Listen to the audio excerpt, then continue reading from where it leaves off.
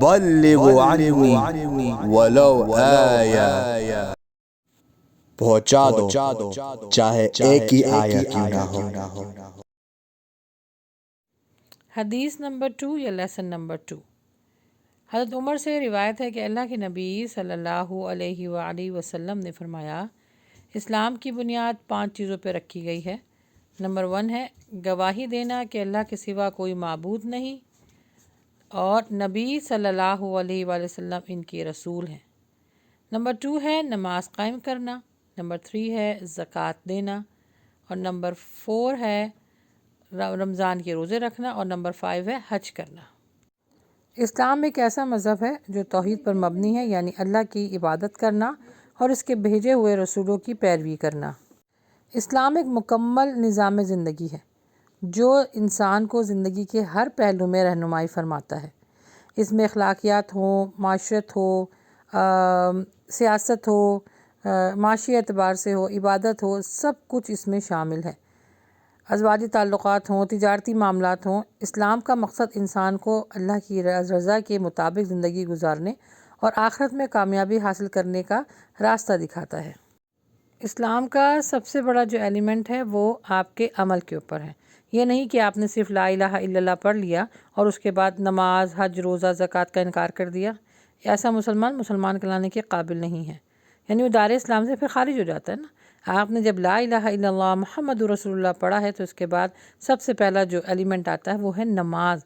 اب کوئی شخص اگر نماز کی پابندی نہیں کرتا یا آن اینڈ آف کر کے پڑھتا ہے تو صحابہ کے نزدیک تو اس طرح کا عمل ایسے شخص جو ہے وہ دار اسلام سے خارج ہو جاتا تھا، یعنی اس کو بتایا جاتا تھا کہ یہ کافر ہے، کیونکہ حدیث ہے صحیح بخاری کی کہ انسان کے جو کافر اور ایمان میں فرق صرف نماز کا ہے، یعنی نماز تمیز کرتی ہے کہ یہ کافر ہے یا پھر یہ مسلمان ہے۔ تو صرف لا الہ الا اللہ پڑھنا کافی نہیں ہے، اس کے بعد جو چاروں جو ایلیمنٹس ہیں ان پر عمل کرنا صاحب استطاعت ہونے کے ساتھ ساتھ، دیکھیں جو حج ہے نا وہ تو استطاعت کے ساتھ ہی ہے۔ حج آپ کے اوپر جب فرض ہوگا جب آپ اس قابل ہوں گے مالی اعتبار سے کہ آپ یہ سارے معاملات کو دیکھ سکیں، اس سے پہلے حج فرض نہیں ہوتا۔ زکوٰۃ کا بھی یہی ہے کہ آپ کے پاس اگر نصاب کی حد تک کا مال ہوگا، زکوٰۃ کی جو کرائٹیریا وہ یہ ہے کہ 7.5 تولے اگر سونا اور 52.5 تولے چاندی یا پھر مال تجارت یا پھر کوئی نقدی آپ کے پاس ہے جس پر 1 سال گزر گیا ہو تو پھر آپ کو زکوٰۃ دینا آپ کے اوپر فرض ہو جاتا ہے۔ نماز کا جو کرائٹیریا ہے نا وہ کسی حال میں بھی معاف نہیں ہے، یعنی یہ حال ہے کہ آپ سب نے ہم سب نے سن رکھا ہوگا کہ نماز خوف بھی پڑھنی ہے۔ نماز خوف پڑھنے کا طریقہ بھی سورہ نساء میں آیا ہے، یعنی خوف کی حالت میں بھی آپ نے نماز پڑھنی ہے۔ تو پھر کیسے ہم مسلمان ہیں جو عام حالت میں ہم نمازوں کو چھوڑ دیتے ہیں یا آن اینڈ آف کر کے پڑھتے ہیں؟ کتنے ہی مسلمان ایسے جن کی فجر کی اور عشاء کی نماز جو ہے وہ نہ جماعت سے ہوتی ہے نہ وہ انفرادی طور پہ ادا کرتے ہیں۔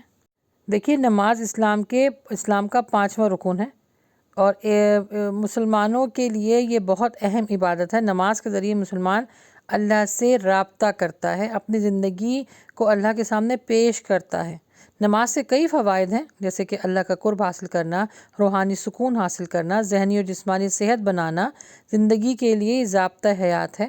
نماز کے لیے ہر انسان کو اس کی فکر کے ساتھ ہی زندگی گزارنی چاہیے، اور نماز کے فوائد میں سب سے امپورٹنٹ ہے کہ یہ اس کو گناہ سے بچاتی ہے، نفس پر قابو پانا سکھاتی ہے۔ بالکل اسی طرح رمضان کے روزے ہیں، اس کی فرضیت بھی ہے، قرآن مجید میں اس کا حکم ہے۔ ہاں اگر کوئی مسافر ہو یا بیمار ہو تو وہ چھوڑ کے بعد میں رکھ سکتا ہے، لیکن رمضان کے روزے بھی اگر کسی نے بلا غرض کسی نے چھوڑے تو اللہ سبحانہ تعالیٰ فرماتے ہیں ساری عمر بھی اگر وہ روزے رکھتا رہے گا تو وہ ایک روزہ جو اس نے چھوڑا ہوگا اس کے برابر نہیں ہوگا، بہت شدید گناہ ہے۔ تو جو ایلیمنٹ آپ کو بتائے ہیں نا یہ فرضیت ہے، یہ فرض ہے ہمارے اوپر، ان پر عمل کرنا۔ جس نے فرضیت کو قبول نہیں کیا یا قبول کرنے کے بعد اس کو اگنور کیا، اس کی فکر نہیں کی، تو روز محشر ایسے لوگوں کا جو ہے وہ عذاب، دردناک عذاب اس کا انتظار کر رہا ہے۔ حضرت جبریل امی کی بڑی مشہور حدیث ہے کہ جب وہ نبی صلی اللہ علیہ وآلہ وسلم کے پاس انسانی شکل میں آئے اور انہوں نے لوگوں کی تعلیم کے لیے پوچھا کہ اسلام کیا ہے، تو انہوں نے بہت ترتیب کے ساتھ انہی 5 چیزوں کا ذکر کیا، یہ ہے اسلام۔ تو ان پانچوں چیزوں کے بارے میں ون بائی ون کر کے ان کی ڈیٹیل کو جانیں تاکہ زندگی آسان ہو۔